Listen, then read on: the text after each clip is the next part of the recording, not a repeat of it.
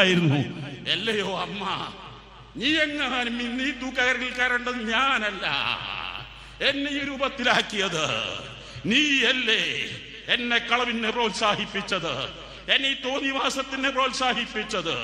ഇതേ സമയത്ത് ഒരു രക്ഷിതാവിനെ കൂടി ഓർക്കട്ടെ. നമ്മുടെ സ്വാതന്ത്ര്യ സമര സേനാനികൾ മഹാനായിരുന്ന മൗലാന മുഹമ്മദ് അലി റളിയല്ലാഹു അൻഹു, അവരെ സഹോദരൻ മൗലാന ഷൗക്കത്ത് അലി, അവരുടെ ഉമ്മ ആബിദ ബീഗം വലിയ വലിയതാണ്. മൗലാന മുഹമ്മദ് അലിയുടെ ഉമ്മ വാപ്പ ചെറുപ്പത്തിൽ മരിച്ചുപോയി. പഠിപ്പിക്കാനും സംരക്ഷിക്കാനും ആരും ഇല്ല.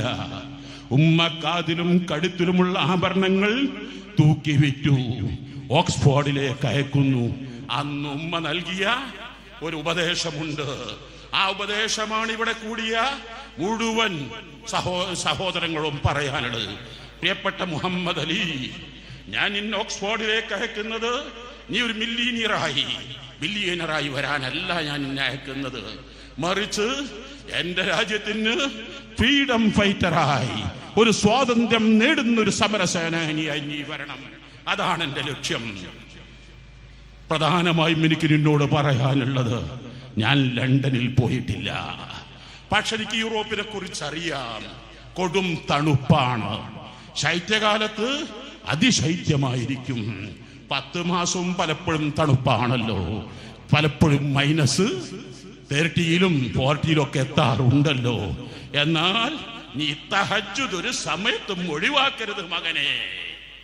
ഇന്ത്യൻ സ്വാതന്ത്ര്യത്തിന് വേണ്ടി ഇന്ത്യയിൽ കടങ്ങല്ലാതെ ലണ്ടൻ രാജ്ഞിയുടെ മുഖത്ത് നോക്കി 1930 വട്ടമേശക്കിരുന്നു കൊണ്ട് സ്വാതന്ത്ര്യം ചോദിച്ച ഒരേ ഒരു നേതാവല്ലേ മൗലാന മുഹമ്മദ് അലി റളിയല്ലാഹു അൻഹു. മനസ്സിലാക്കണം, അവിടെ വെച്ച് മരിച്ചില്ലേ. 1931 ആഗസ്റ്റ് ഷഅബാൻ 15 മരിച്ച് മൗലാന മുഹമ്മദ് അലി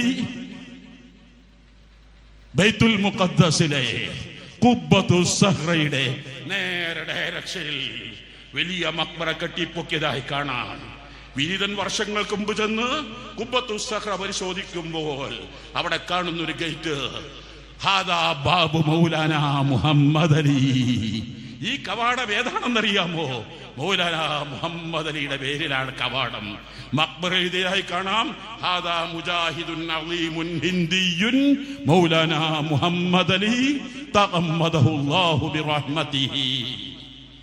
ബൈത്തുൽ മുഖദ്ദസിൽ റജബ് ഷഅബാൻ 15 രാവ് ബറാത്ത് രാവിൽ മരിച്ച മൗലാന മുഹമ്മദിന്റെ മയ്യത്ത് ബൈത്തുൽ മുഖദ്ദസിൽ എത്തിക്കാൻ അന്ന് 20 ദിവസങ്ങൾ, റമദാൻ 5-നാണ് എത്തിയത്.